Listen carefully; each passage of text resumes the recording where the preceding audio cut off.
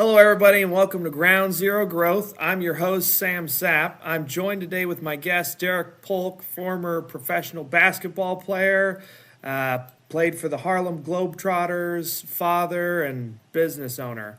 How are you doing today, Derick? I'm doing well and blessed. How about yourself?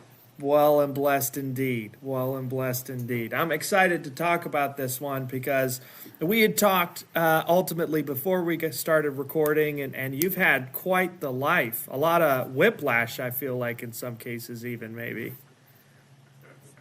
Oh, absolutely. I've lived a very interesting and life that, I always thought about it would how it would be, but to live it, to live some of your dreams of being able to play professional basketball. First of all, before basketball, go to college and go to Ohio State, one of the top schools in the country, and play basketball there, and also get my degree, the first person in my family to get the degree.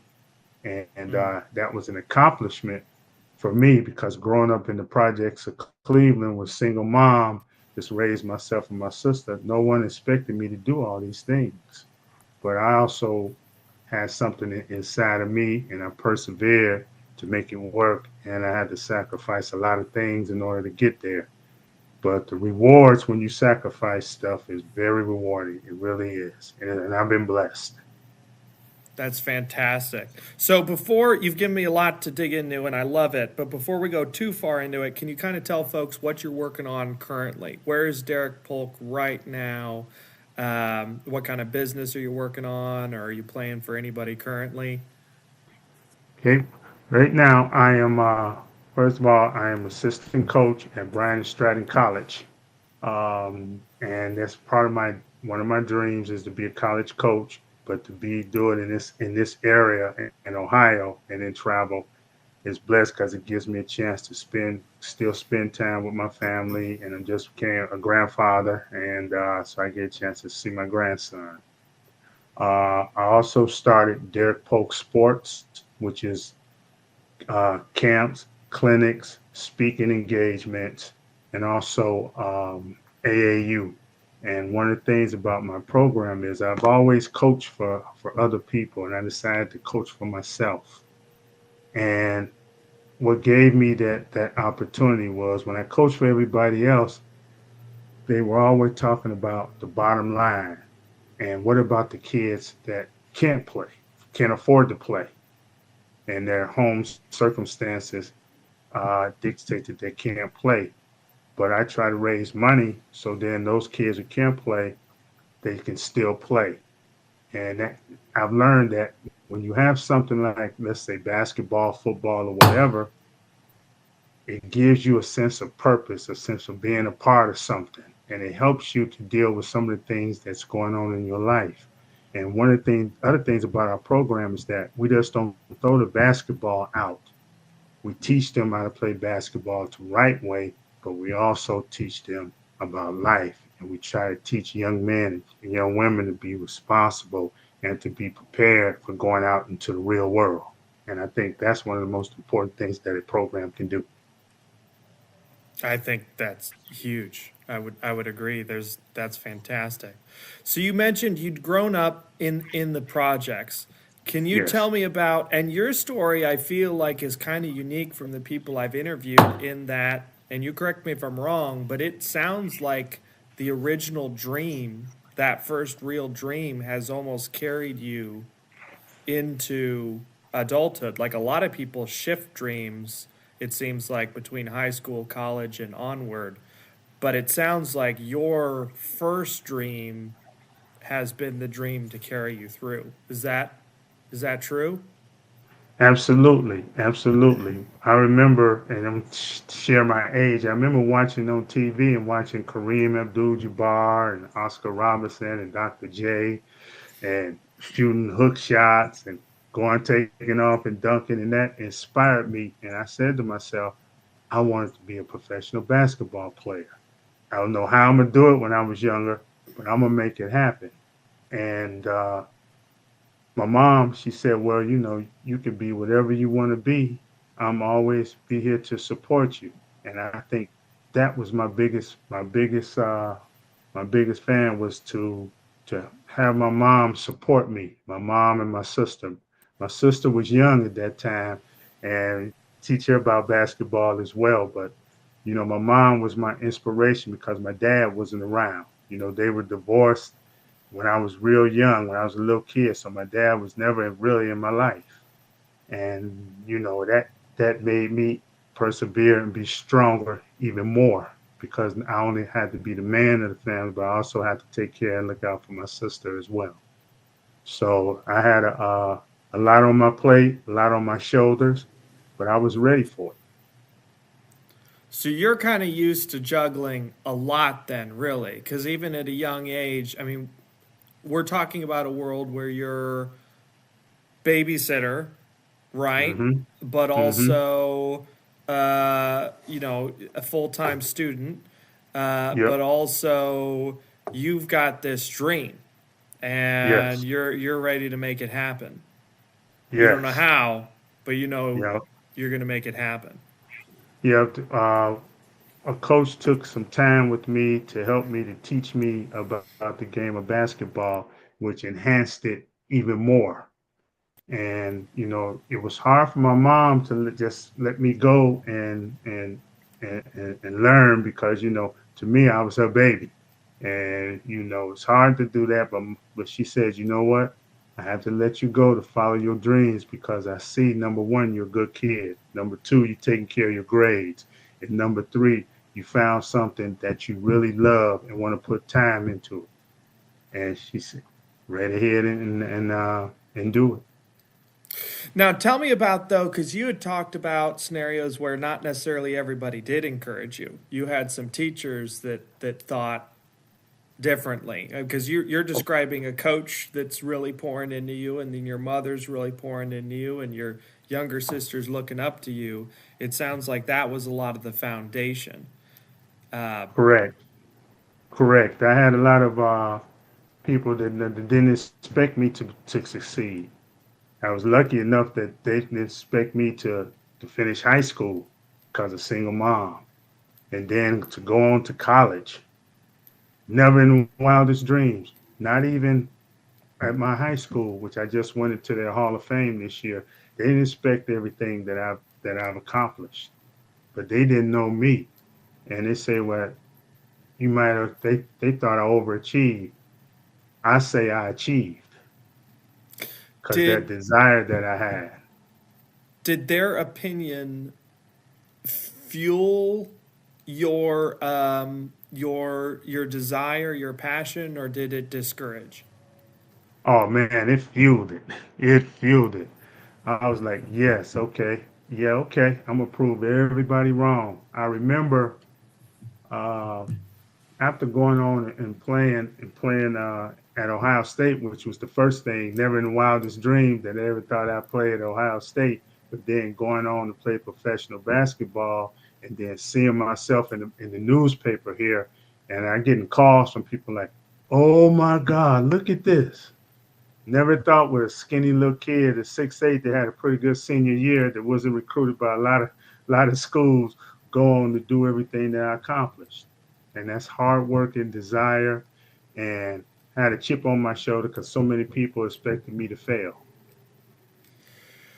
Do you I'm really kind of curious about this because the chip on the shoulder is something worth talking about. There's a lot of people that I think that's kind of what drives them. Do you feel like you ever have to evolve past the chip in order to feel fulfilled? Or have you? I guess that's the real question. Have you moved past the Yes, chip on the shoulder? yes, I have. I've passed that stage, but I also want to continue to evolve and Mm-hmm. continue to my legacy that I have because I have two daughters, and my legacy for them is to understand that hard work and believing in yourself works. And it showed that through them. And then through my grandson. He's only two, but he's such a joy. And Lord willing, I'm around so I can share some of those things with him. And if I'm not around, my daughters can share that. Mm, that's great. That's cool. So, tell me about that first break. So it sounded like Ohio State. Well, that was the one that started it. Yeah, well, yeah, it was when I left high school. I went all the way clear across the country to Arizona Western College, which is in Yuma, Arizona. So you can just imagine 17-year-old kid from the projects of Cleveland getting on the plane, going all the way over to Arizona to a junior college, which is right out in the desert. It's 110 every day playing basketball, and I got that opportunity through Bob Huggins, who was coach at West Virginia. He was playing at West Virginia at that time, and he had some connections with the coach that was there, and the coach was leaving to go to Arizona. So that gave me an opportunity not only just to go over there, but to really being in the desert. It forces you to buckle down, focus on your schoolwork and basketball, and that's what I did. And for my first year, I played a lot of minutes because we had a sophomore laden team, and I had some coaches that were calling me and saying, "Well, we want you to come and play." So here I am. I'm getting excited, man. I'm getting college offers already my first year. But I talked to my head coach, and he said, "Derick, those are fine, but I think if you come back and continue to work, you'll get so many more offers you won't know what to do." And I talked over with my mom, and she said, "Okay, well, it's your decision." And I said, "You know what? I'm gonna go back for my sophomore year." Went back for my sophomore year, had a great year, had a great year. I started getting 80 to 100 some schools calling me from like Ohio State, UCLA, Arizona State, Texas, Oklahoma, all these schools calling me. And I had to sit down and make a decision on which school I wanted to go to. So put them in perspective. Here I am, a kid with no offers, then I had tons of offers. I'm like, wow, which decision should I do? And then ultimately I decided on Ohio State. And one of the reasons why I went back to Ohio State because my mom, being a single mother, she didn't get a chance to see me play that much in high school. So I wanted her to be able to see me all the time on national TV. She could get down to Columbus to see me play. And I think that was one of the reasons why I chose Ohio State because of her, because I think she deserved to see her son play and my sister too. So that's my story. And, one of the things that I had to do is with playing basketball, I had to get my degree. That was one of the most important things because as I grew up, I understood that you can only play basketball so long. But if you have that degree, that gives you an opportunity to do some other things once you decide to stop playing basketball. And I got it. What'd you get your degree in? Recreation education. I like putting together programs for kids. It's always been about kids with me. At first, I was going to do special ed, but I didn't think I had the patience to deal with kids with handicaps and stuff like that. So Okay. when I decided with recreation, I said that's perfect for me because I like to put together programs for kids and give them opportunities to do things. Mm. So this is interesting, and you mentioned kid from the projects a few times. Yes. For people that haven't grown up in that, I want to try to paint a picture that goes outside of the movies. Can you give us kind of like a day that maybe you remember that's kind of just the worst possible day? Because so single mother, you're Mm-hmm. helping raise your younger sister, dad's not in the Mm-hmm. picture, Mm-hmm. and you're living in the projects, Mm-hmm. and you're trying to juggle all that. Do you have a particular day that you remember that you emotionally almost didn't make it through? Like, what was a day that just, you're trying to play basketball and some kids are tasing you or something? Or I'm just trying to picture for those of us that didn't grow up in the projects, what can you paint a picture for us? Uh, Growing up in the projects, first of all, it's growing up in the inner city of the projects. There was some crime. Um, there was a lot of police was in the area all the time. Um, there was drugs that's being dealt, and it's a little bit one back then. It's a little bit more quieter, is what I'm saying. It wasn't like out on the streets as much. Mm. Uh, you know, I had to catch the bus to go to high school. I had to catch two buses to go to high school. Uh, you fear for break-ins and people stealing cars, and then you have dealing with kids with fights and stuff like that. And it was pretty. You have to be pretty tough to live in the projects.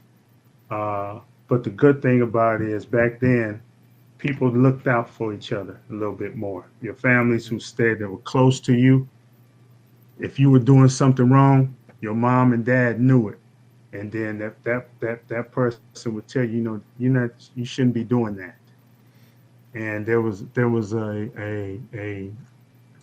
I don't know, we lived behind a furniture store called Quality Home Furniture Store, and they would get robbed all the time. You hear the alarm going off 2 to 3 times a week. Mm. And, so you had to be constantly on your guard. I mean, constantly. Even when you come home at night, you have to be constantly on your guard. When you're going around to the store, you have to be constantly on guard. And that's what's was living in the projects. There was no specific day. Uh, I'm going to say, not having a father around was really tough for me. And I think one day out of it was Christmas. Christmas, I think I was about maybe 6 years old, and my dad had called my mom and said, "Well, I'm gonna come by and bring you some Christmas toys." So my mom told me, and I was like, "Really? Oh yeah, okay, okay." So I remember going as a kid, sitting in the window, waiting to see if he comes. Never came. Never came. And I think that day that really hurt me, but it really gave me a perspective on what I have to do. And that's that was I think that was it about projects. It was tough. It was tough for sure. Uh, but we made it. We made it through. We made it through. And I made sure that once I became professional basketball player and stuff, I moved my mom and sister out of the projects, and we moved what called up the hill, and got a house and stuff like that. So I felt very good about that because that was important to me to get them out of the projects. Good, good. Yeah, that image still bugs me for some reason. I don't know. Just seeing a little Derek looking out the window. Yeah, oh I don't yeah, know. And then of course your mind always makes it over dramatic, like it was snowing. Your ideal sort oh of Christmas, man, and look, man, mom's I just used to kind of see cars watching. coming by and thinking it was him, and I'm like, oh man, That's multiple layers of messed up. But so you're yeah, so that's the that's what that's the start. But now you have so many offers, and you yes, pick Ohio State because yes, your mom, one of the few supporters yep, in your corner, yep, gets to see her son play basketball. yes. Um, so tell me about from there, because at some point you end up overseas here at a few different places. Yes, after I graduated from Ohio State, I had a few offers, and I decided to go overseas to play. I was wondering what it would be like, and I was very fortunate to spend a long time overseas playing in Belgium, Brazil. I played and lived in Australia,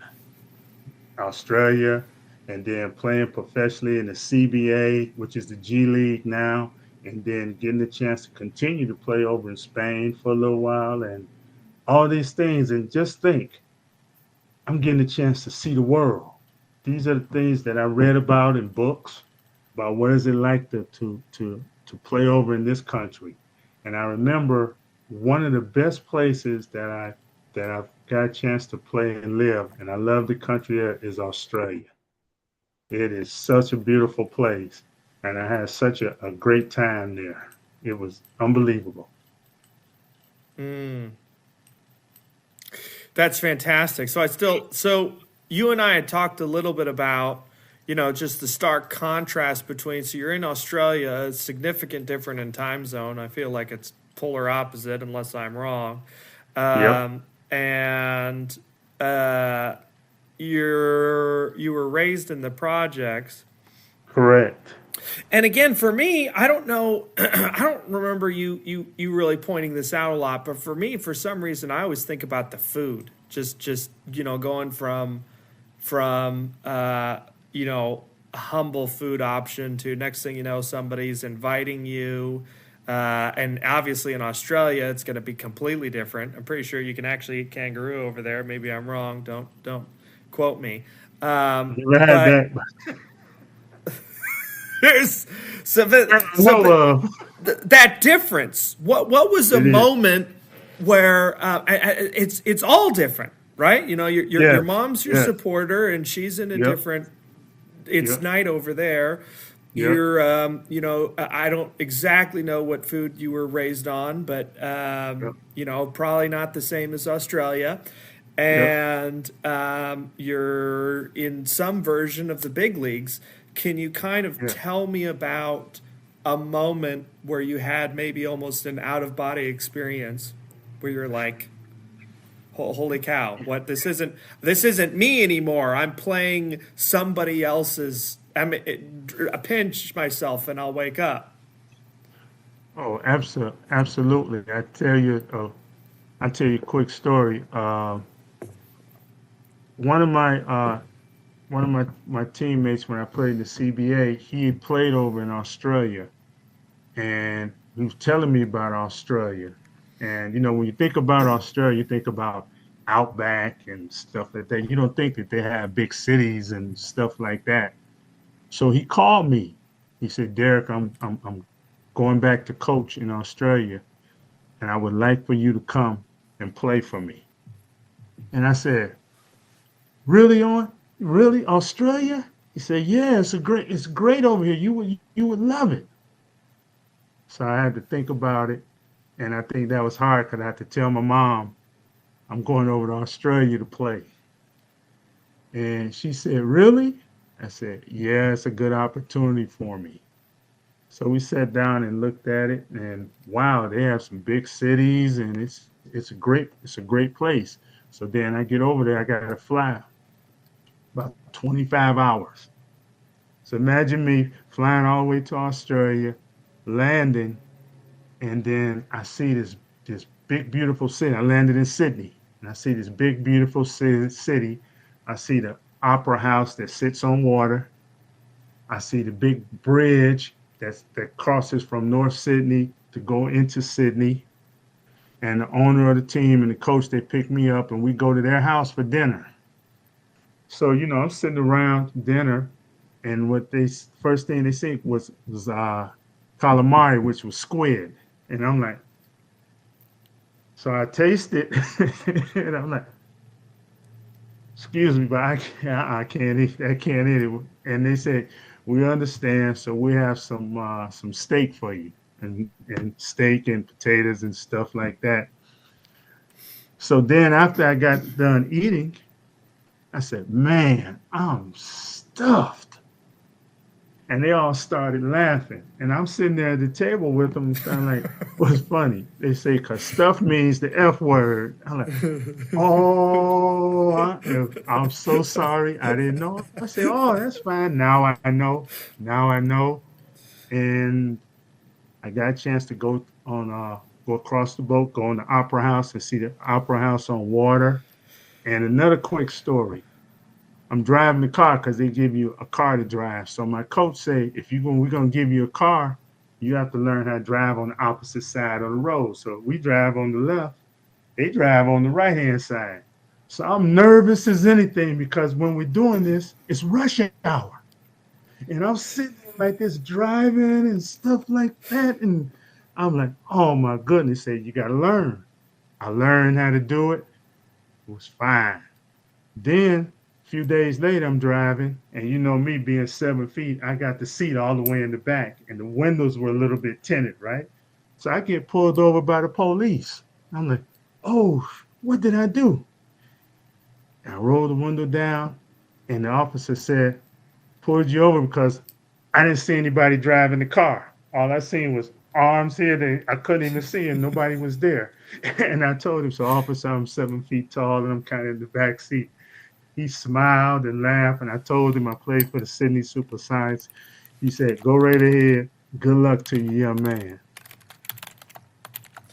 Uh, I'm having to Google here because I'm kind of curious. I'm just trying to visually put myself in the police officer moment. So I'm Googling the average height for an Australian male. Of course, in my mind, I'm just imagining this outback police officer. So average height, by the way, is 5'10". And Derek, Oh, remind yeah. us again your height. 7 feet. 7 feet. So 7 feet. Yeah. reason I pulled And you over, mate, is oh, I didn't see man. anybody driving the car. Yeah, he didn't see anything, man. He just said, now who's driving this car? So they pulled, he He's pulled gonna me have to over. like get his head in just to see you.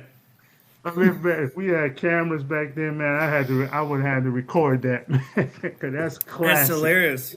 I'd have you That's get out, classic. but I don't want to have to stuff you back in the car.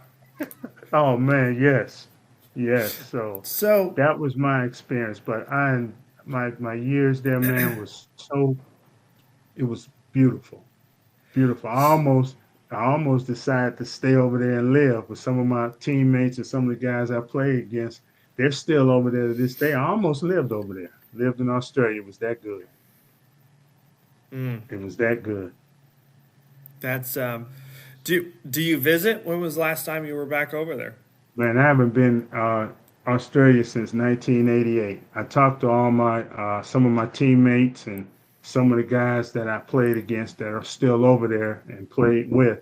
I still talk to them. Yep, but I haven't been back yet. I plan on making a trip here sometime in the next maybe couple years. Gotcha, gotcha. So,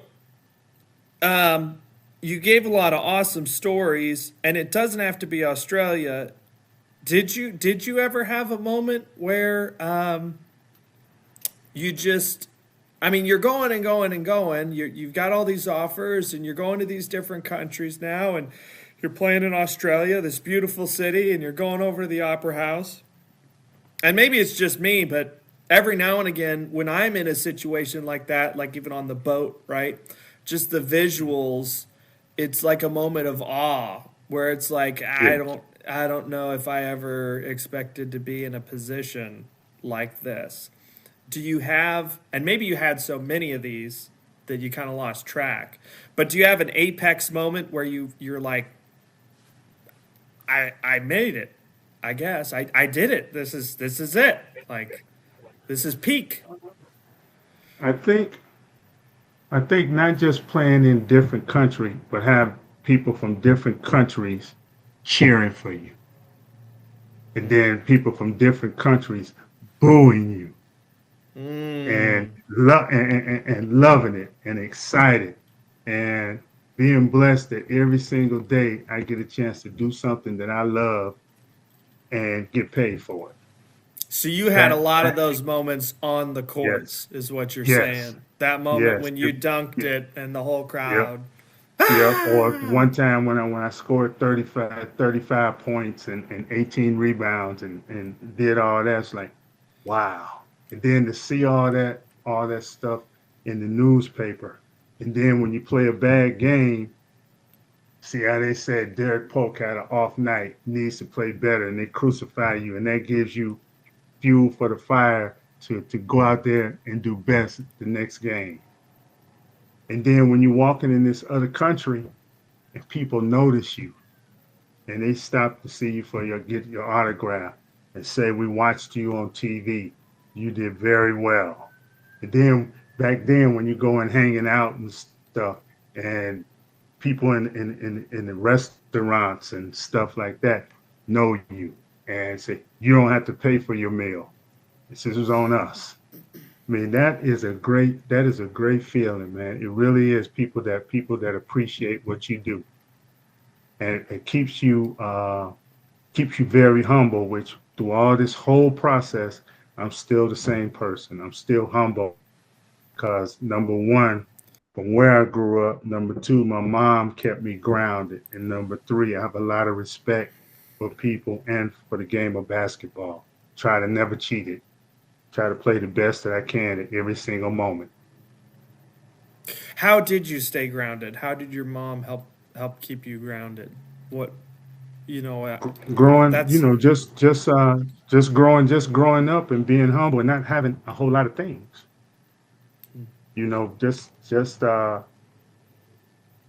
She grew up when she had me at 17. So I know that was a real struggle sometimes for her having a 17. And my grandmother helped out immensely with me, well, watching me too sometimes and stuff like that. But I know it was hard on her, and then not to have that father figure or that husband in her life. She has boyfriends and stuff, but they still wasn't on a consistent basis. It was hard for her. So I tried to make it a little bit easier for her and my sister as much as possible. mm, mm, wow. Um, what was how were you keeping in touch with your mom and your sister at this time in Australia? Well, the time change, and then the phone bill was pretty high, so I had to limit my calls and stuff like that. So we would write letters to each other, and I get a letter from my sister, in the letter that come to me, and we talk, and then I call home maybe once or twice a week. We talk, and I let my mom know doing good, everything's doing good, and then she'll call me and stuff like that. And we didn't have messenger and stuff like that back then, so it was a Right. little This it is was it pre was a little Zoom tough. and FaceTime. Oh man, yeah. So this was, it was tough because I didn't call home all the time, but I did Mm, call, say, Mom, how you doing? Talk for a few minutes. I'm doing good. Everything's well. How's everything going at home and stuff like that. And it was mm. tough. It was tough. I remember when I decided to come back from Australia. I seen my mom. She came in from work. First thing she said, "Where you at? Where you at?" And I'm here, Mom. I'm here. And she must have hugged me for about maybe, I say, 20, 25 minutes, man. Just hugged me, say happy that I'm back. I'm back with her. So tell me about coming back. Was Australia the last overseas country before you came back? Nope. I went on to play in Brazil, Mm. and which was a little different. It was about 110 degrees back then. 110 Whew. degrees. This was in the morning. So we would get up in the morning, and we would run. We run in the hills about 2 miles, and then we come back and practice. Then we have the afternoon off, so most of us would lift, and then we eat. And then we had a lady, we meet at a house. A lady, she fixed us lunch, and she fixed us dinner. Then we come back and play at night. It was so hot when I would go and get ice cream. As soon as I walk outside, it's melting. So I had to get it right away. That's how hot it was in Brazil, which was At fun, man. I had what a good time of time. year? Was that summer or Yes. Yep. It was in February. February when I went over there. wow, sorry, I'm just kind of trying to mentally. I mean, I lived in Texas for a little bit, and I don't know as to if it really hit 110 all that often. Man, That's a heat. That's yes. a Yes, heat it you can is. Yes, feel. it is. Was Yes. it Yes. was it humid at all, or Yes. pretty dry heat? It was humid. It was Okay. sweating. You was sweating, man. And that's Mm. one thing when you look at soccer. I gotta tell the story. Look at soccer, and you look at it on TV. But at 10, 11 o'clock at night, guys were still playing. They're out there playing soccer. Lights are on. They're out there playing soccer. and this is around 11 or 12 o'clock at night, and it's still 100 something degrees. Interesting. Okay, so what I'm hearing is people they live this sport over there in Brazil, and Yes, they live this yes, sport in grueling heat. yes, All yes. And right, I'm firsthand witness to see that, man. I'm all right. firsthand witness. So what?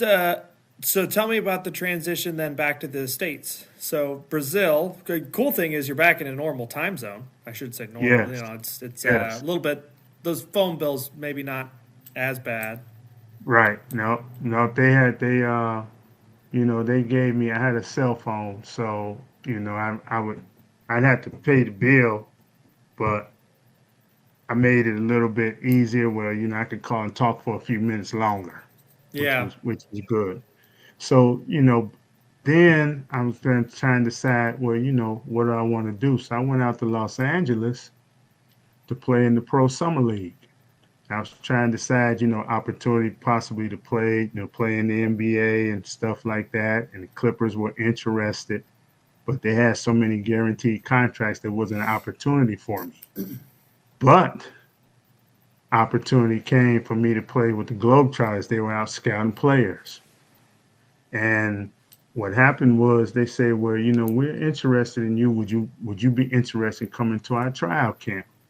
So I had to weigh those options and stuff like that. And growing up watching the Globetrotters, they were very exciting and enjoyable, and I loved it.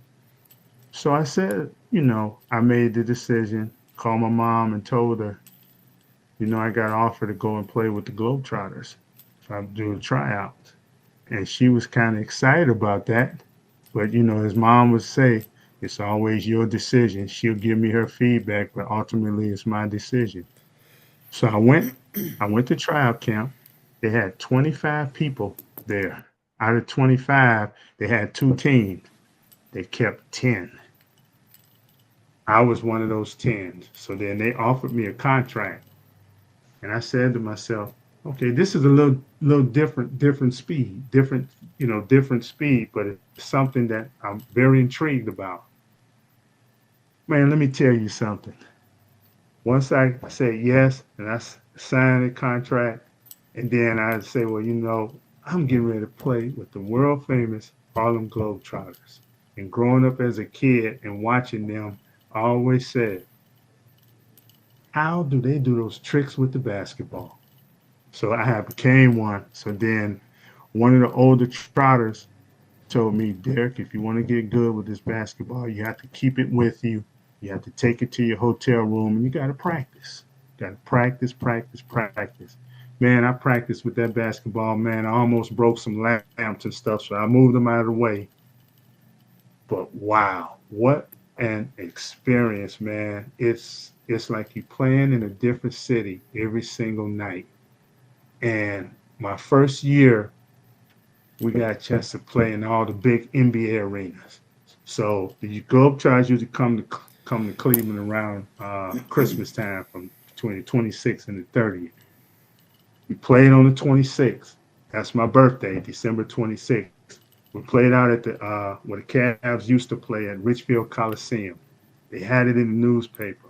A lot of people came out to watch the Globetrotters, but they came out to watch Cleveland's own Derick Polk play. They gave me a standing ovation. I had such a great time playing, handling that basketball. It was great. I had a good birthday party. After that, man, it was fantastic. It was on to the next city. I got a chance to play in the old Boston Garden, and we were in the Celtics locker room. And right there, you would see Larry Bird's locker and Kevin McHale's locker and Dennis Johnson's locker and all these guys that you watch on TV. And I'm like, wow. Then I get on play on the Boston Garden, the parquet floor, and there was dead spots. When they say there was dead spots, there were dead spots. But that floor was so good to jump on because I was a dunker. So that floor was so good to dunk on, man. It was unbelievable. It's on to the what's a next thing. dead spot? I'm thinking of cell phones for some reason, but that's not what you're talking about. When you bounce the basketball and you bounce it, the ball just stops. That's a dead spot. The Boston Garden has it had dead spots in it. Okay. Celtics knew where they were. Yeah, Wow. they had dead Okay. spots in it. Interesting.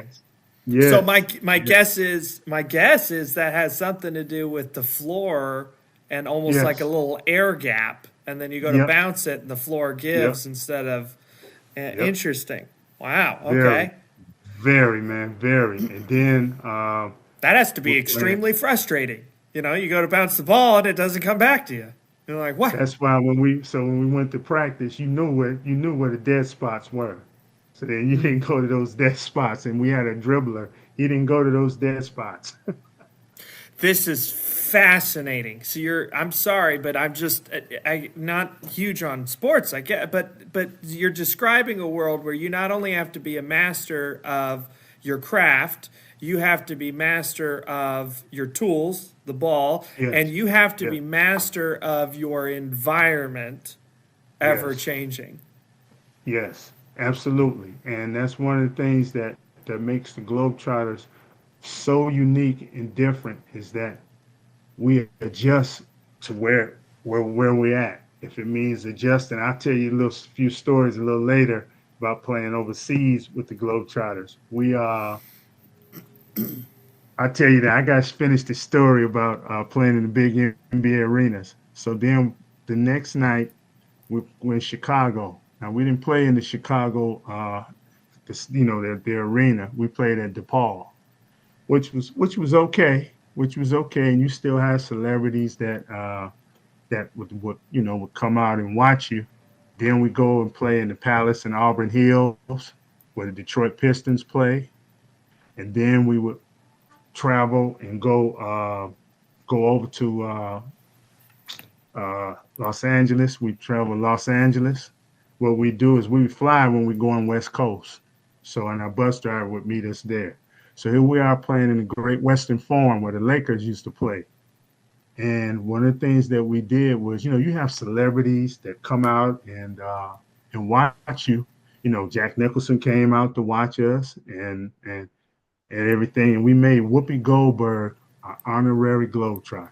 She came out on the floor and we made her a Globetrotter. And just imagine playing in the Great Western Forum in Los Angeles. And then you have celebrities that are there coming to watch you. And that's one thing about playing for the Globetrotters. Everybody around this world, even to this day, have a story about watching the Globetrotters. So when they ask you, you play for the Globetrotters? I remember my mom and dad taking me. Or I remember seeing them here and I remember seeing them there. And I'm like, yes, yes. Globetrotters are well known around the world, man. Even NBA guys, they were at awe at the Globetrotters. How do you do all those tricks with the basketball? And a lot of people don't realize way back in the day, in 1946, the Globetrotters were bigger than the NBA. Excuse me, Mm, 1936. They were bigger than the NBA. So the NBA would play games first, and the Globetrotters would be the headliners. mm. I'm Is there, so the Globetrotters seem different to me in that there's a definite focus on the entertainment value, right? Yes. So Yep. is there something that they taught you that you learned regards to that? Because you're kind of transitioning from, I mean, I'm not saying you don't have to be a master of the sport, that's not the point. Yes. But the point Yep. is the crowd needs to be thrilled. Absolutely. And it was an adjustment because a lot of people don't realize there comes a time, there's a quarter, maybe and a half, where you playing real basketball. You're playing against the Washington Generals, and it's on, and then there's show plays. And one of the things that is very difficult, you play every single night, Monday, Tuesday, Wednesday, Thursday, Friday, Saturday. You may have a Sunday off. You may have a day off, but you playing every night and you traveling in a different city. When we were in Texas, we stayed in Texas for about 10 days, about 10 days. So, we playing 2 games in Houston, 2 games in Dallas, 2 games in San Antonio, and then we hitting a few small cities in Texas. Then we were in Kansas City. And let me see if I remember. We played with Kansas City. We played outside of the city. I can't remember. And then we played at. Did we play at Cobo Hall? Not Cobo. Where the Kansas City Kings played. Oh man, I'm trying to remember. You're good. Uh, It's one thing I feel like I should know. So it reflects more on me probably than you. Now's about the time where I'm Kansas City local, kind of raised here. I jump in and say, oh, yeah, but nope. So I'll take the heat for that one. that's okay. That's okay, Jay. That's okay. But So yes. yeah, I have a question here. So, okay, so I've been thinking about this.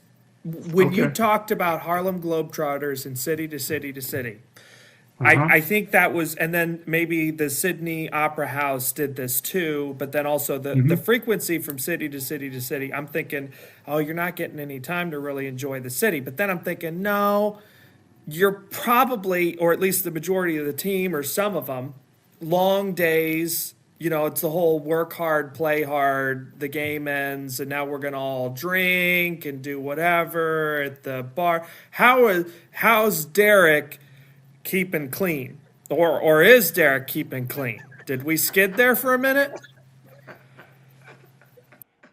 Well, I do gotta admit that I did back then. I did enjoy the nightlife we did when we got an opportunity. I did.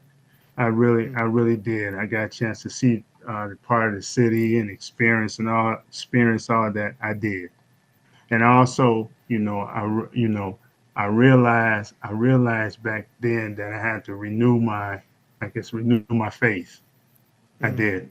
I did, because it was tough. Man, I'm telling you, man, it was really tough, man. Because being a globetrotter, it's people just love you. Man, people just love you. They want to be around you. They want to hang out with you and stuff like that. And I did enjoy myself back then. I really did, and I enjoyed every bit of being a globetrotter. There's no doubt about it. No doubt. But I also realized that in order I had to renew, get into religion this a little bit. After my time, I had to renew my faith. I had to renew my faith, and I've been renewing my faith, been good, ever since then. It has. God has been good to me, and I have no regrets. He's always on my shoulder. He's always in my life, and he's always guiding me. I've been blessed. When and where did your faith find you in all this? Well, growing up as a kid, I always went to church on Sunday. We went to church on Sunday. Then we would go down, me and my friends, we'd go down and watch movies downtown. And once I got to Ohio State, you renew your faith all the time with God, all the time, because you got to remember, nobody's perfect. But I accepted Christ when I was at Ohio State. I did. I accepted Christ as my personal Savior. Then when I got back out in the world, I had to ask God to forgive me, because I'm back out there again. So I asked Him to forgive me for my sins. I'm not perfect, but it. I've learned over the years as I've gotten older and to look back that I was a blessing from Him to be able to do all these things, and I owe Him. I owe Him a honor and a faith to be led by Him. And I think that's one of the most important things, that you recognize it and you have your personal relationship with Him. And everything that's going on in my life, He's been there with me, whether it be the good or the bad, or where Coach telling me, Derek, we love the way you play, but we don't have any room for you. But I'm gonna trade you here, and I think you'll do good there. And guess what? I did. I did good. So I lean on my faith. I do. I lean on my faith, and that's one of the reasons why it helps me with what I'm doing. to try to help kids, not only just to get them to get to the next level, but to share with them about how good God is. And if you work hard and persevere and push yourself, things will work out for you. That's my story. I'm a person that worked hard at what I wanted to accomplish in life, and God has helped me. Something I haven't asked, and I hate to make Okay. assumption, but is your Okay. mother still with us? No, my mom, she passed away in 2014. Give another story. My dad was never around when I was growing up. I remember when I was about 16 years old, and I would only see him at funerals. So he was over at my uncle's house, and I was very disrespectful to him because I had a lot of pain, a lot of hurt, and I, 16-year-old kid cussing out your so-called father. And my uncle and them, they chastised me, say you should never do that. But I shared with them, but why? Because he was never in my life. So then this let's go about few years after that. I would say around when I turned 48, 49, my mom told me you should try to find your father and talk with him. I don't know where that came from, but I said, why you say that? So you should really know, And you said age he's not 48, 49 was that? Did 40. I get Yep, that right? yep, Wow, that's yep. I don't know. It's you'd almost think it'd have to be some sort of faith or destined thing because it's normally I feel like 18, 19, 21, 22, 25. That's about the age, Yep, right? Where it's like, hey, maybe all right, so 48, yep, 49. Keep going. yep. And so tried to call around and and see where, and come to find out that he had been, I think, I don't know what he had just moved there, but he'd been there for about 10, 15 years. He was only about maybe 15, 20 minutes from me. Never knew that. So I called him, and he was kind of shocked, but I called him and said, I need to sit down and talk with you. And he said, okay. Okay, so we sat down and we talked. Now he sat away from me because he didn't know whether I was gonna I was gonna hit him or whatever. So we sat down and I talked with him, and I said to him, I say, as I've grown up, now I've heard that you've watched me on TV and you tell everybody that's my son, that's my son. And I share with, I remember being a little kid at Christmas, and you say you coming over to bring me some Christmas toys, and you never came. And I got a question. I want to know why. Because as I've grown up, I understand that people get divorced, but that still doesn't stop you from being a parent. And he told me, he said, he apologized for that. He said, I just couldn't take it at that time because I wasn't with your mother. And, she had a boyfriend and all that. And, I said, that's still no excuse for you not being a father to me. There's still no excuse for you calling me and telling me, say, hey, how you doing and stuff. I would see you at funerals. And I know you'd be scared to come over and talk to me because of what happened when I was a little younger. Say, yeah, it was. So we talked, and we talked for about, I say about 4 hours about everything about life and stuff like that. And so, I said, well, I'll talk to you later. I give you, we'll stay in contact. We talk maybe once or twice a week. So when I called, it was strange. I'm talking to my father. Never done that. So I say, how you doing? What's going on and everything. And this went on for a couple years. And I guess in my mind, I guess we had kind of buried hatchet. I found out what was going on. And this was in 2012. He passed away. So when he passed away, I went to the funeral, and when your parent leaves you, it's emotion. He was there. He looked good, but there was no emotion. I couldn't cry. I couldn't cry because he was never around. He was never around to be in my life. So, my mom said, well, that's like, at least you got a chance to talk with him and stuff like that. So a couple years later, my mom passed, and my whole world just dropped because she was my emotional rock. I had that connection with mom. That's mom. Mom was all there, always there for me and my sister, and that was a tough one. So both my parents are gone, so it's just me and my sister. So we've moved on. She's done well. She's got 3 degrees, and she's doing very well. And she's married. She's been married for 25 years, and she's got 3 kids, and she's got 4 grandkids, and she's doing well. So we carry on our mom's legacy, which that we've been successful, and she would look nothing better than have her kids being successful, not only on the education piece, but in life. And that's my story, and I'm sticking to it. It's a good one, man. I mean, Yep. I got a little emotional because I don't know. It's just it's you're not even you're being very polite about your father, and I don't want to speak too No, poorly, so no, I should be careful with no, my no, no. You can. words. You're right. You're right. But it seems to me that he was so afraid, almost kind of cowardly, in that he would say, "I'm going to bring maybe just to appease your mom. I'm going to I'll bring presents, whatever, whatever he felt like she needed to hear."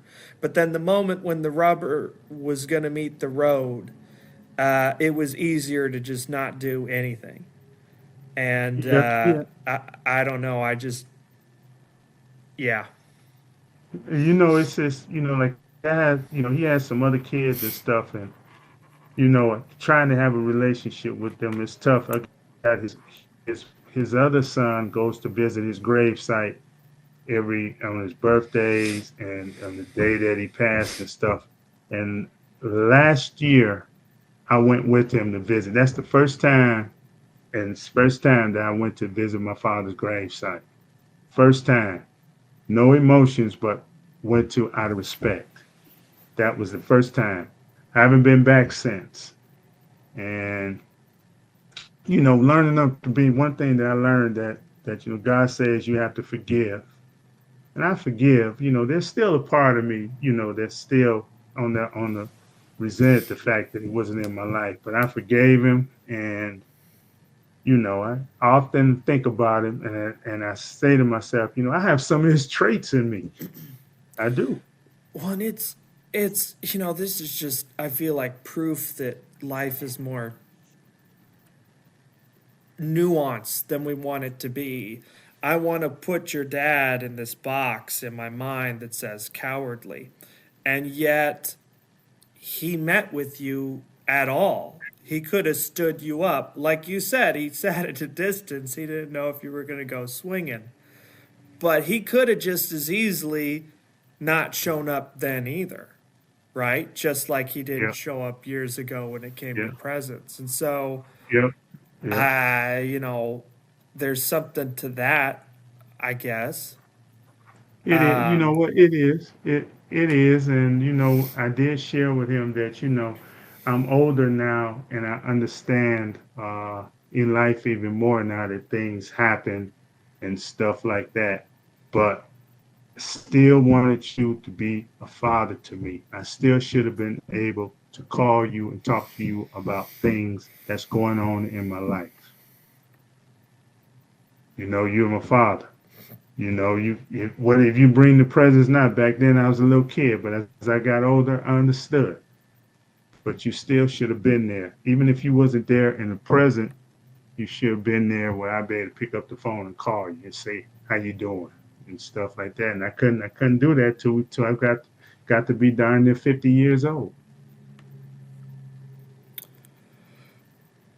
who's kind of your rock now with your mother having passed?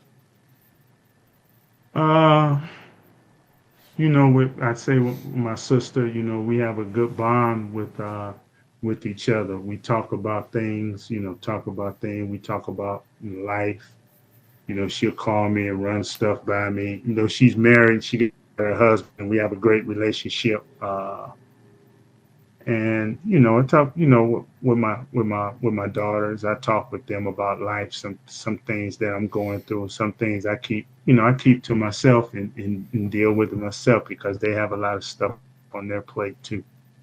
So and then sometimes I just sit back and talk with God and tell God, I know you got this under control. You know where my heart is. You know what I want to do, and you know we take it from there. So, what was your transition? We kind of stopped at Harlem Globetrotters, but what you're doing Yes. now, what was kind of your transition into that? Once I stop playing on a professional level, I still play. I still play to this day, 3 times a week. I still play. I get in. I've been playing in a travel league for 30 years. Now it's just doing that and then coaching college kids.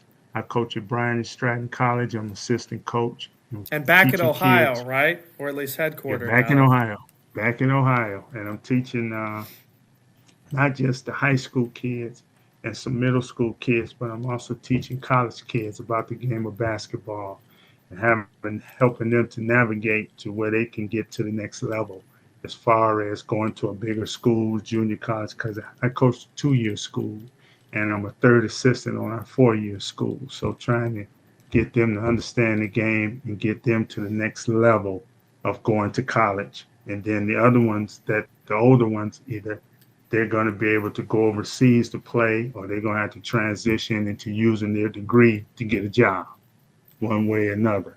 So I did that piece from sharing my experience with them on dealing with basketball and schoolwork and how it's important they both coincide together. It's not one without the other. Because if you don't do one, you're not going to be able to do the other.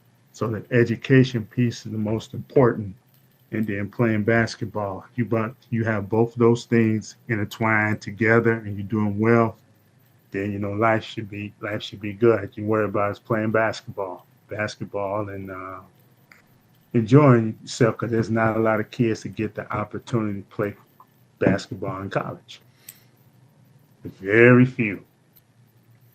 And then with my program, uh, you know, my program expanding. This year, we're going to expand from 2 teams to 5 to possibly 6 teams. And I want to expand it and give underprivileged kids a chance to play the game that they really like and to teach them how to do it the right way. And I also, at some point here in the next year, so I'm gonna add the mental aspect to my program because not just for the kids on the mental aspect, but for the parents because parents' mental aspect is just important as the kids. I understand. Yeah, a mental health component. Yes, Um, yeah, I love too how it kind of felt like when you and I talked about this portion before, it kind of feels like a little bit of full circle in that, your mother supporting you and that first basketball coach supporting you and cheering you on to the basketball coach that said, hey, if you really zero in on this, you can get more offers than you um, to now it feels like now you're the person capable of pouring into that next, Derek. yes, yes, exactly. And I try to share. I think sometimes, one thing our kids sometimes they want to do things on their own, their way, as far as the basketball component is concerned. But then when they do it our coach's way, it's funny how it works. And trying to get that in their heads to understand your way doesn't work, but our way doesn't work because we've forgotten more about basketball than you would ever imagine. And being a former professional basketball player, I know how your body feels. I know what's going through your mind. So it would be smart enough for you to to listen. I always say, knowledge speaks, wisdom listens. Knowledge speaks, wisdom listens. You know, I've heard that a few times, but it hits different coming from you. I'll be honest. Just hearing your story and what you came from and the context that you're saying that in, and so thank It you. is. Okay, hey, I got one more thing to share with you. One Yeah. thing about being one time like being a globetrotter, and I got to share this. Just think a kid coming from the projects from the inner city of Cleveland. Yep. I got the opportunity to go to the White House, to see the White House, to meet President Bush's dad and Barbara Bush. Guess what? I got a chance to sit down, have dinner with Muhammad Ali and his wife Lonnie. I got a chance to meet Arnold Schwarzenegger. I got a chance to meet Florence Griffith Joyner. I got a chance to meet Charles Mann, who played for the Redskins. I got a chance to meet country singer Barbara Mandrell. Met her once, met her twice. We're on the bus, okay, and we're going out to Eunice Shriver Kennedy's. They got a mansion outside of D.C. On this bus was, I know some of the older people will remember Kirk Cameron from Growing Pains and his wife, Dick Van Patten, sitting down with Ethel Kennedy, Robert Kennedy's widow. I mean, all these things. We were there for the President Council on Physical Fitness, and Arnold Schwarzenegger was in charge of that, and the Globetrotters were there. So myself and five of my teammates, we performed there. We performed there for the people. And getting a chance to meet Mary Lou Retton. I mean, my goodness, these are celebrities that you watch on TV, and one of the most important things, they were at awe of me. I was at awe of them because I watched you on TV, and they were like, wow, I can't believe I'm sitting here with Globetrotters.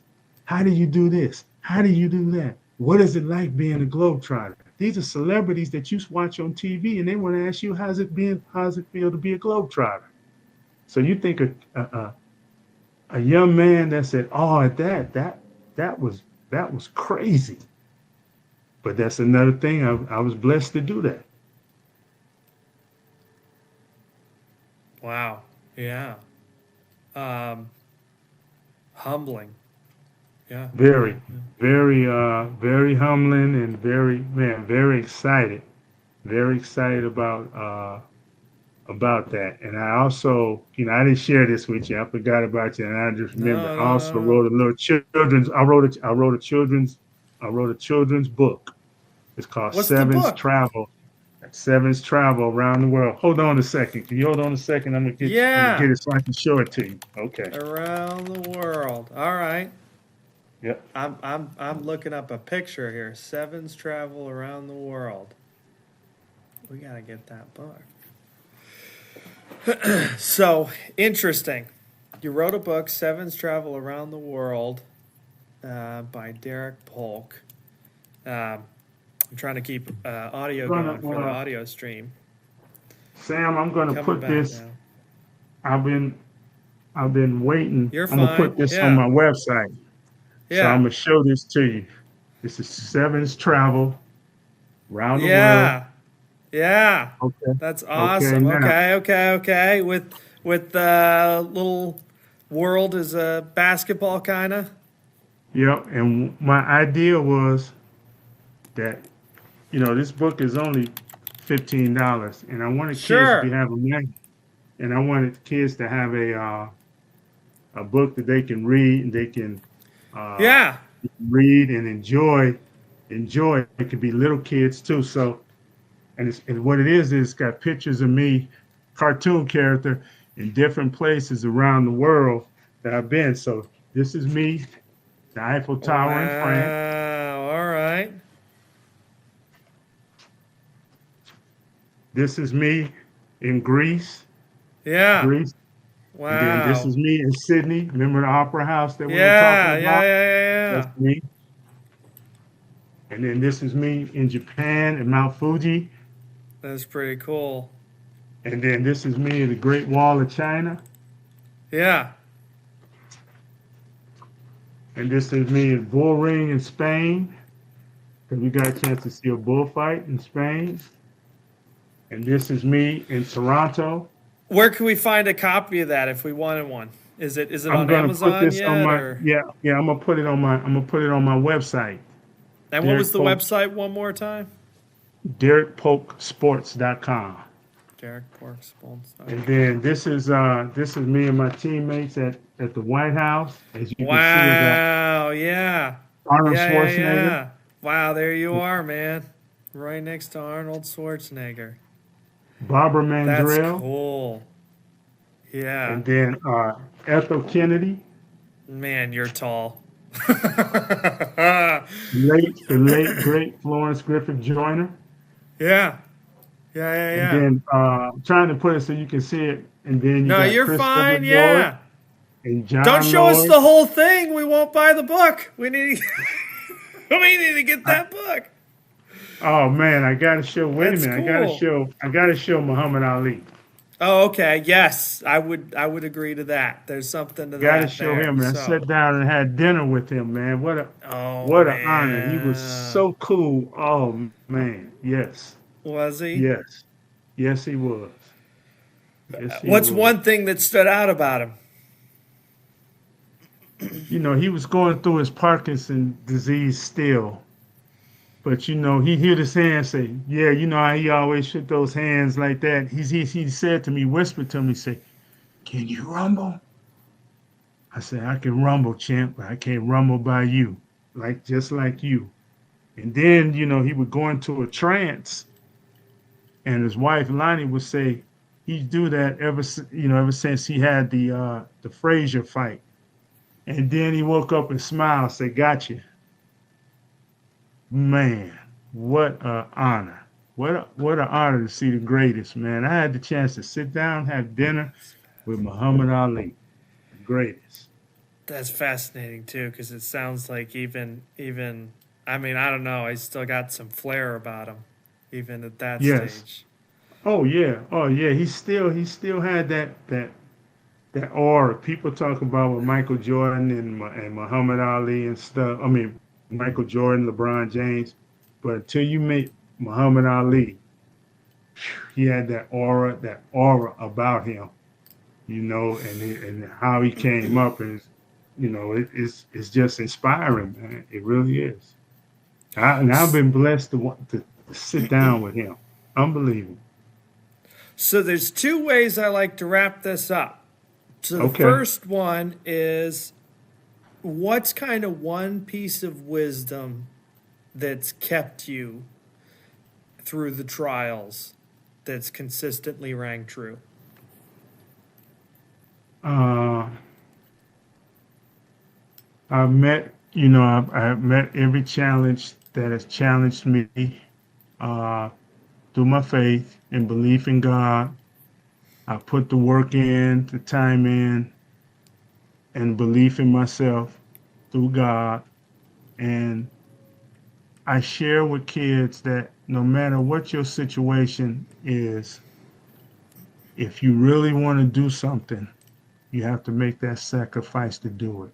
And I know sometimes things that are going on at home, you have no choice about it, but please stay focused and try to do things the right way, and good things work out for you. And continue to trust in God. And remember what I said, knowledge speaks, wisdom listens. And I always share that with kids. When you have older people and they're sharing knowledge with you, you take that knowledge and wisdom and try to instill it into your life to help you be a better person. Because How that's what I did. I made that sacrifice, a lot of sacrifices to get where I've been. I've been blessed. I always say it all the time. I've been blessed. I've lived a good life. I have. how can we plug into what you're doing? Like what's the best way if people want to engage with Derick Polk or specifically what you're working on right now, other than maybe getting the book? What's the best way for them to do that? They can go on my website, and you know my email address is there. They can email me, and if they want to decide, if they want to make any kind of donation, there's a thing where you can donate to it because it's a nonprofit. So, they'll get a tax write-off on it, which is good. And it just shares some things about, what I'm doing. I'm also looking for sponsors because, I'm in the inner city with kids as well. So, I want to try to make sure I have enough money so kids can't make it or they can't fund, they can't pay, they can still play. I did that last year, and I think I must have sponsored kids for about $1,500, almost $2,000 that they didn't have to pay. Mm. They need help. They need help too, and we need to continue to try to help our help our kids continue to be successful in life. Because sometimes it's not their fault for certain situations that they're in. So if we can help them in any type of way, that would be great. That's fantastic. Thank you so And I'm much gonna for send you. I'm joining gonna us get you one of today. these. I'm gonna get you one of these books. I'm gonna send it. I'm gonna send it to you. Send you one. If you send me a signed copy, Derick, I would be Yes, absolutely honored. you got it. Thank you so much for joining us today. It's Oh been a man, thank blessing. you for having me, man. I love sharing my story, and hey, man, you're a great host, man. You really are. You know what you're talking about, and you do a great job. So I got to give you props. You make me feel comfortable. You make me want to share my story. If I smile anymore, my face will break. That's Thank you, okay. Derick. We all need to smile. Trust me. All right, goodbye, everybody. Hello, everybody. I wanted to thank you for listening to today's episode. It's such a blessing to be able to interview some such fantastic individuals. If you're interested in listening to more, we look to post every Thursday at 10 a.m.